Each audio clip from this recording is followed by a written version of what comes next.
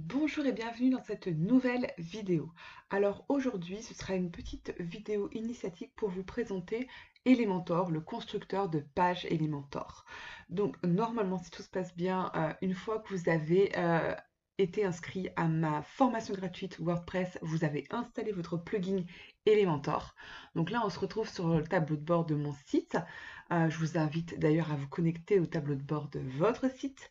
Et si tout est bien, vous avez ici inscrit Elementor, ça veut dire que votre plugin est activé et que vous allez pouvoir travailler avec le constructeur de page.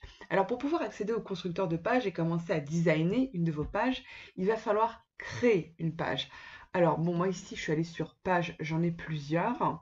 Vous pouvez en ajouter une, c'est-à-dire créer une nouvelle page ou reprendre celles sur lesquelles vous avez peut-être travaillé. Dans ces cas-là, vous verrez à chaque fois, par exemple, là je vois ma page à propos, je peux la modifier normalement, modification rapide, et là vous avez modifié avec Elementor.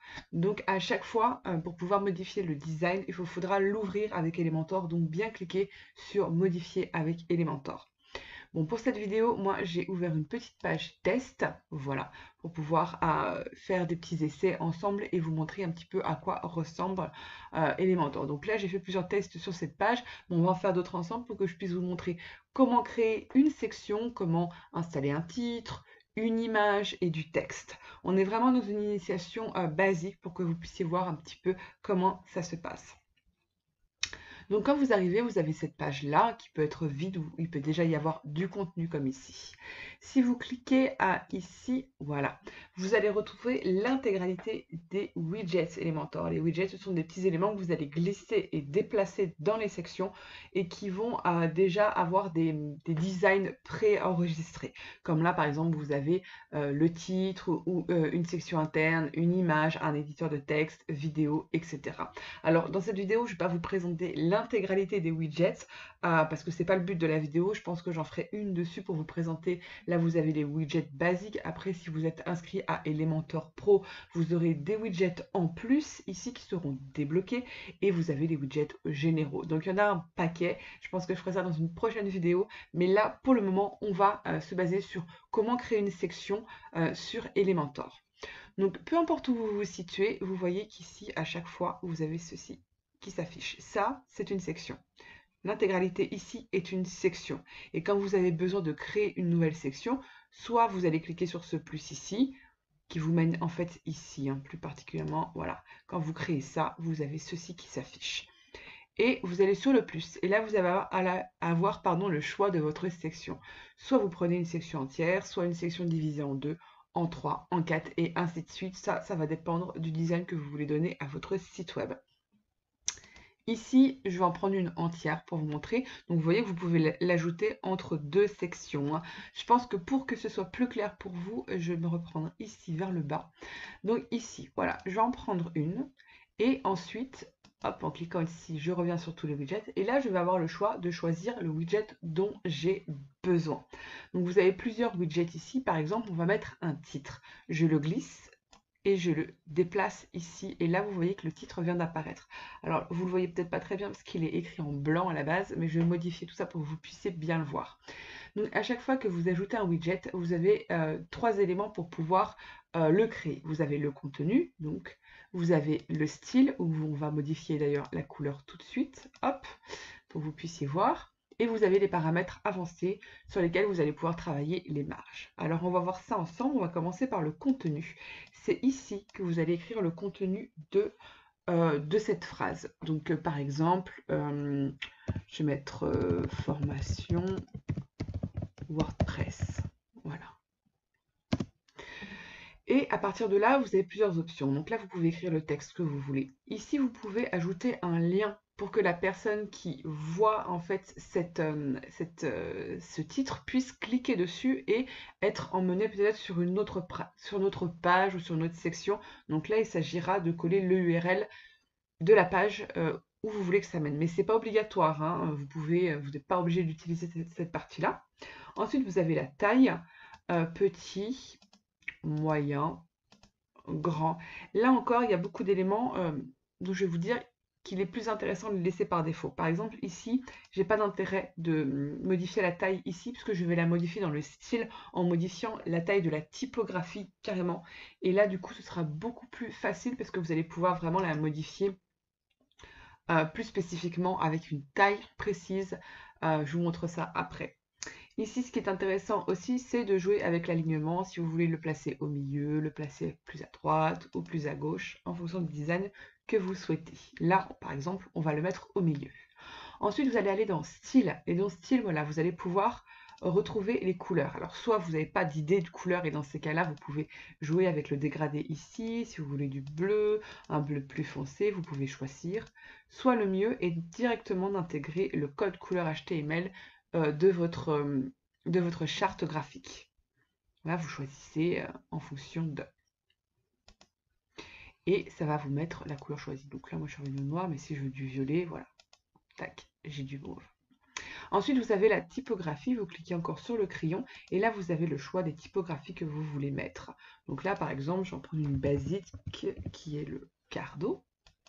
Voilà, là vous avez donc observé la modification. Ensuite, c'est ici vraiment que vous allez pouvoir jouer avec la taille.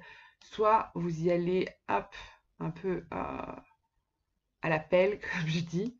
Soit vous avez vraiment une taille précise que vous pouvez modifier ici avec les petites flèches. Ou carrément aller sur votre clavier et déterminer, hop, à 50. Et là, vous avez la taille. Ensuite, vous avez ce qu'on appelle la graisse. La graisse, c'est l'épaisseur du coup de crayon, j'ai envie de dire, de la forme. Alors, je vais vous montrer, ça va être beaucoup plus parlant. Là, on est à 600, donc c'est assez épais. Ensuite, regardez bien. Si je mets à 100, voilà, vous avez une forme beaucoup plus fine. Voilà, beaucoup plus fine. Ensuite, c'est à vous de choisir si vous voulez quelque chose de plus épais. 500, on ne voit pas encore grand-chose, mais à 600, voilà.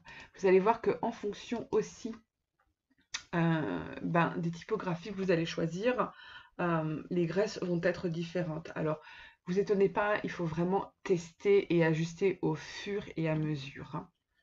Ensuite, ici, transformation, c'est si vous voulez transformer en majuscule ou en minuscule le format. Voilà, là c'est en minuscule, en capital, voilà, à vous de choisir. Le style normal ou italique par exemple, voilà, vous pouvez choisir oblique, italique. Moi je vais rester sur par défaut. Au niveau des décorations, là c'est si vous voulez souligner votre texte ou le surligner ou encore le barrer.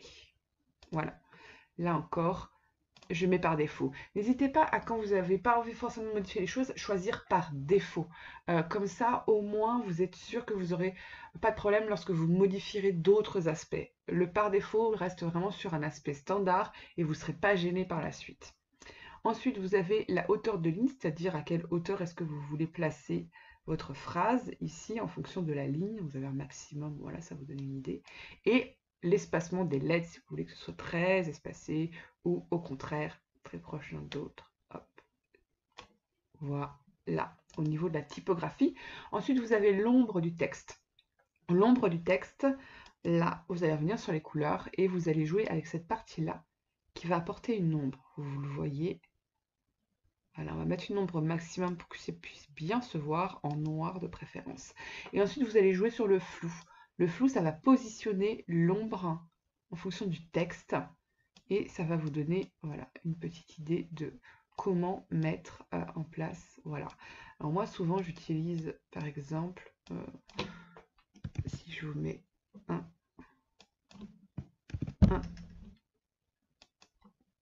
et 1, voilà, vous avez par exemple, voilà ce que ça peut donner. Si vous le modifiez à 2, voilà, vous pouvez vraiment jouer avec les ombres. Moi, je pense que 1, 1, 1, déjà, ça vous fait quelque chose de sympa. Et de clair aussi, hein, on n'est pas non plus là pour éblouir la personne. Je rappelle que le design de votre site doit être le plus minimaliste et le plus simple possible. Voilà, donc pour créer votre section. Je vais vous donner un autre exemple pour que vous puissiez voir. Là, on va créer une nouvelle section. Par exemple, on va la créer en 2 parties. Donc, on revient sur les widgets. Et là, par exemple, on va pouvoir créer, hop, une image, choisir et de l'autre côté, par exemple, on va créer un titre, mais on aura aussi peut-être besoin d'un texte pour ajouter. Donc là, vous pourrez choisir une image. Hop, donc on va prendre celle-ci par exemple. Là, vous allez pouvoir ajouter votre texte. Donc, je vais encore remettre en noir pour que ce soit plus lisible. Donc là, ça peut être la prestation numéro 1. Hop. Et ensuite, ici, dans le texte, vous allez pouvoir écrire la description de ce que vous voulez mettre et modifier le texte. Par exemple, vous le surlignez, vous pouvez passer cette partie-là en gras, en italique, en souligné, par exemple. Vous pouvez aussi, admettons que vous ayez besoin de faire hop, des petits 1, petits 2, donc voilà, petit 1. Ensuite, on passe au petit 2, ainsi de suite, au petit 3. Ça vous permet de faire soit des petits 1, petit 2, soit des points. Donc ça, c'est important. Ici, vous allez pouvoir insérer un lien, par exemple, si vous avez envie qu'une phrase, ou par exemple que le petit 1 mène à, par exemple, un article de blog. Et bien là, vous allez pouvoir ici, en cliquant là et en insérant le lien de cet article de blog, mener les personnes vers l'article de blog dont le point 1 est par exemple concerné. Voilà. Ensuite, dans le style du texte, là encore, vous allez pouvoir choisir de le positionner comme vous voulez, choisir la typographie ou l'ombre. Et dans les paramètres avancés, c'est toujours, par exemple, mettre en place une marge. C'est surtout pour utiliser la marge. Après, vous avez des paramètres avancés qui sont plus spécifiques, mais là, il faut vraiment, vraiment comprendre le design touché. On est un peu plus dans les éléments. Là, si c'est pour mettre des codes, pour joindre des sections entre elles avec des codes de CSS ou des choses comme ça, c'est un peu plus compliqué. Par contre, vous pouvez, par exemple, choisir des effets de mouvement. Par exemple, ici, vous voulez mettre du mouvement. Voilà, là, vous avez des effets de mouvement, vous pouvez les utiliser.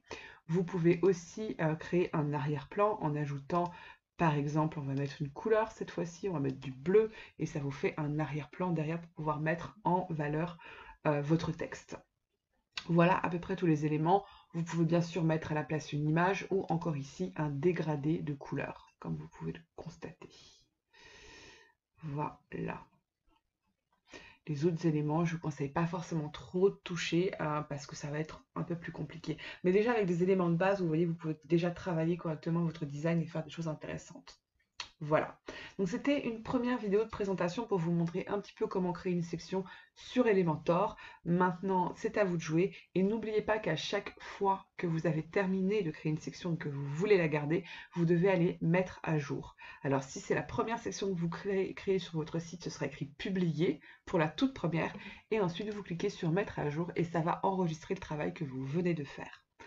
Voilà, et bien écoutez, je vous invite à liker et puis à vous abonner à cette chaîne si vous voulez avoir plus de tips, plus de tutos pour apprendre à créer votre site web sur WordPress avec Elementor. Et je vous dis à très vite pour la suite. Ciao!